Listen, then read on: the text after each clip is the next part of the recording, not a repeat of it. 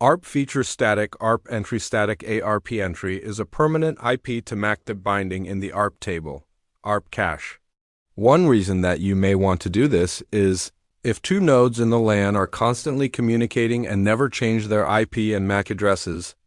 Another reason would be to prevent the ARP entry from being overridden by a rouge host in the LAN. In some advanced network scenarios, an IP may need to be bind to a multicast MAC address, which can only be done with static ARP.* to add a static ARP cache entry on a Cisco device. We use the following command as shown in figure, ****. After executing this command, we can see that the IP to MAC binding is in the ARP table **** to add a static ARP cache entry on a Windows machine. We use the following command as shown in figure via command prompt in admin mode ***. After executing this command, we can see that the IP to MAC binding is in the ARP table ***.